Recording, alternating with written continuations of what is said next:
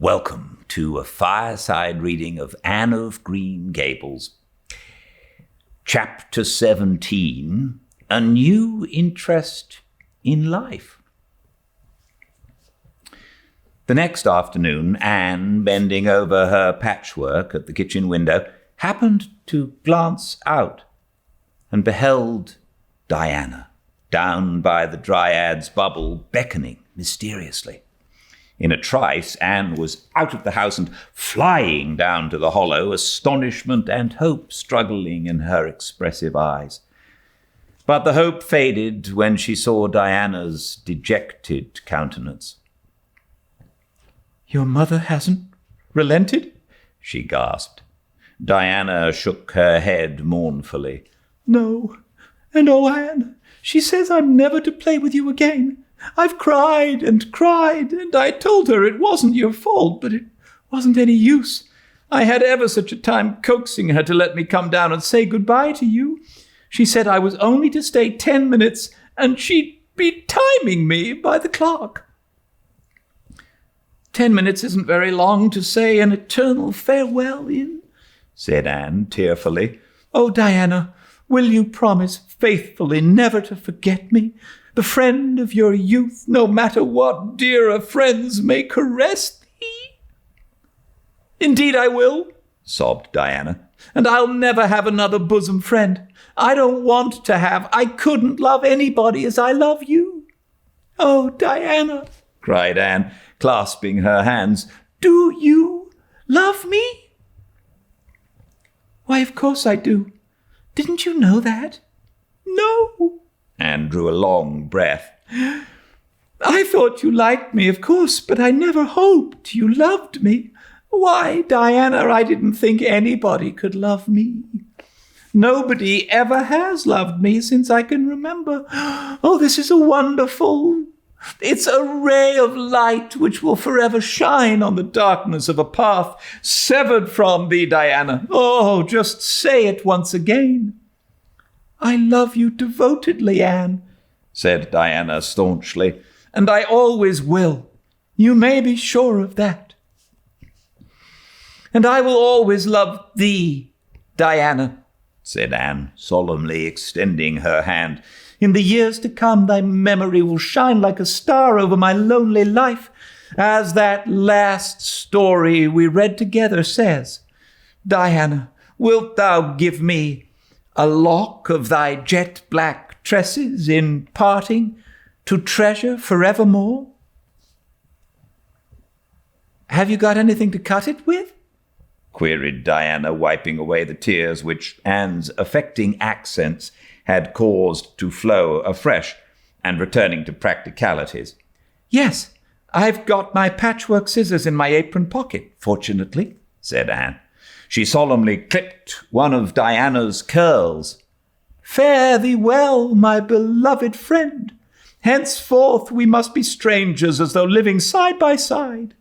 But my heart will ever be faithful to thee." Anne stood and watched Diana out of sight, mournfully waving her hand to the latter whenever she turned to look back. Then she returned to the house, not a little consoled for the time being by this romantic parting. "It is all over," she informed Marilla. "I shall never have another friend. I'm really worse off than ever before, for I haven't Katie Morris and Violetta now, and even if I had, it wouldn't be the same. Somehow, little dream girls are not satisfying after a real friend. Diana and I had such an affecting farewell down by the spring. It will be sacred in my memory forever. I used the most pathetic language I could think of and said thou and thee. Thou and thee seems so much more romantic than you. Diana gave me a lock of her hair, and I'm going to sew it up in a little bag and wear it around my neck all my life.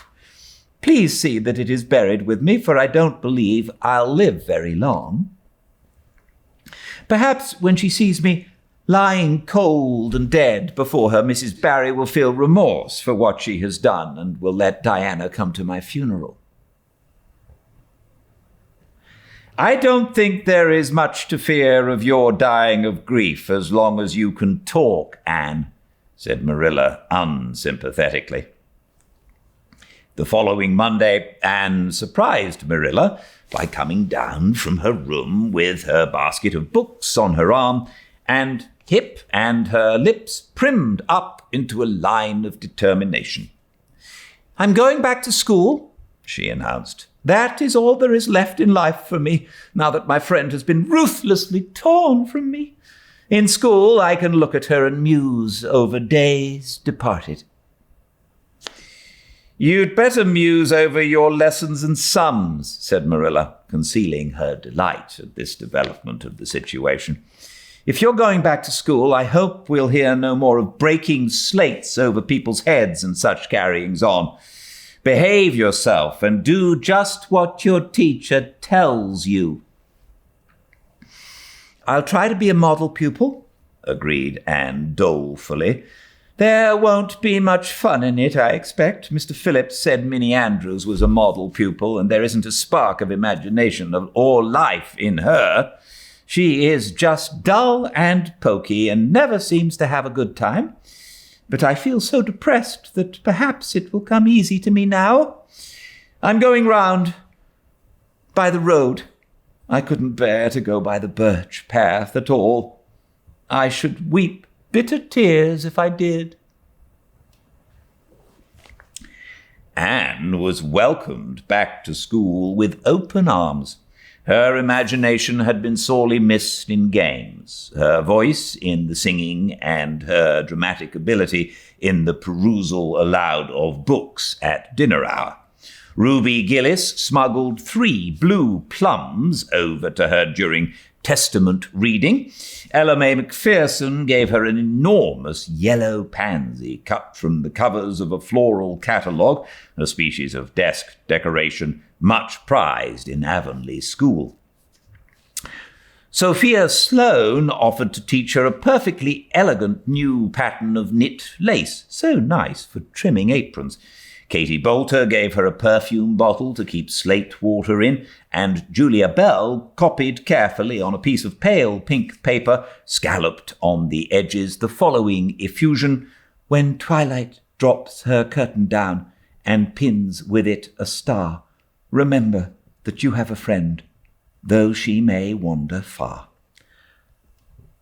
"Ah, it is so nice to be appreciated," sighed Anne rapturously to Marilla that night.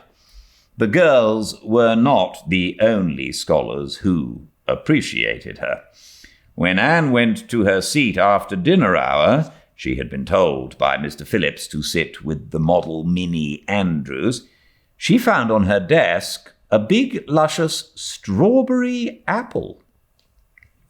Anne caught it up, all ready to take a bite, when she remembered that the only place in Avonlea where strawberry apples grew was in the old Blythe orchard on the other side of the Lake of Shining Waters. Anne dropped the apple as if it were a red-hot coal and ostentatiously wiped her fingers on her handkerchief. The apple lay untouched on her desk until the next morning, when little Timothy Andrews, who swept the school and kindled the fire, annexed it as one of his perquisites. Charlie Sloane's slate pencil, gorgeously bedizened with striped red and yellow paper, costing 2 cents, where ordinary pencils cost only 1, which he sent up to her after dinner hour, met with a more favourable reception. Anne was graciously pleased to accept it and rewarded the donor with a smile, which exalted that infatuated youth straightway into the 7th heaven of delight, and caused him to make such fearful errors in his dictation that Mr. Phillips kept him in after school to rewrite it. But as the Caesar's pageant shorn of Brutus's bust did but of Rome's best son remind her more, so the marked absence of any tribute or recognition from Diana Barry, who was sitting with Gertie Pye, embittered Anne's little triumph. "Diana might just have smiled at me once, I think," she mourned to Marilla that night. But the next morning, a note most fearfully and wonderfully twisted and folded and a small parcel were passed across to Anne.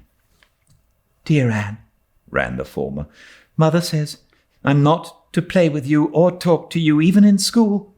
It isn't my fault, and don't be cross at me because I love you as much as ever. I miss you awfully to tell all my secrets too, and I don't like Gertie Pye one bit. I made you one of my new bookmarkers out of red tissue paper. They are awfully fashionable now, and only 3 girls in school know how to make them. When you look at it, remember your true friend, Diana Barry." Anne read the note, kissed the bookmark, and dispatched a prompt reply back to the other side of the school. "My own darling Diana, of course I am not cross at you because you have to obey your mother. Our spirits can commune. I shall keep your lovely present forever. Minnie Andrews is a very nice little girl, although she has no imagination. But after having been Diana's bosom friend, I cannot be Minnie's. Please excuse mistakes, because my spelling isn't very good yet, although much improved. Yours until death us do part, Anne or Cordelia Shirley. P.S. I shall sleep with your letter under my pillow tonight. A or C.S." Marilla pessimistically expected more trouble since Anne had again begun to go to school, but none developed. Perhaps Anne caught something of the model spirit from Minnie Andrews. At least she got on very well with Mr. Phillips thenceforth. She flung herself into her studies, heart and soul determined not to be outdone in any class by Gilbert Blythe. The rivalry between them was soon apparent. It was entirely good-natured on Gilbert's side, but it is much to be feared that the same thing cannot be said of Anne's, who had certainly an unpraiseworthy tenacity for holding grudges. She was as intense in her hatreds as in her loves. She would not stoop to admit that she meant to rival Gilbert in schoolwork, because that would have been to acknowledge his existence, which Anne persistently ignored. But the rivalry was there, and honours fluctuated between them. Now Gilbert was head of the spelling class, now Anne, with a toss of her long red braids, spelled him down. One morning, Gilbert had all his sums done correctly and had his name written on the blackboard on the roll of honour. The next morning, Anne, having wrestled wildly with decimals the entire evening before, would be first. One awful day, they were ties and their names were written up together. It was almost as bad as a take notice, and Anne's mortification was as evident as Gilbert's satisfaction. When the written examinations at the end of each month were held, the suspense was terrible. The first month, Gilbert came out 3 marks ahead. The second, Anne beat him by 5. But her triumph was marred by the fact that Gilbert congratulated her heartily before the whole school. It would have been ever so much sweeter to her if he had felt the sting of his defeat. Mr. Phillips might not be a very good teacher, but a pupil so inflexibly determined on learning as Anne was could hardly escape making progress under any kind of teacher. By the end of the term, Anne and Gilbert were both promoted into the 5th class and allowed to begin studying the elements of the branches by which Latin, geometry, French, and algebra were meant. In geometry, Anne met her Waterloo. It's perfectly awful stuff, Marilla, she groaned. I'm sure I'll never be able to make head or tail of it. There is no scope for imagination in it at all. Mr. Phillips says I'm the worst dunce he ever saw at it, and some of the others are so smart at it. It is extremely mortifying, Marilla. Even Diana gets along better than I do. But I don't mind being beaten by Diana. Even although we meet as strangers now, I still love her with an inextinguishable love. It makes me very sad at times to think about it. But really, Marilla, one can't stay sad very long in such an interesting world, can one?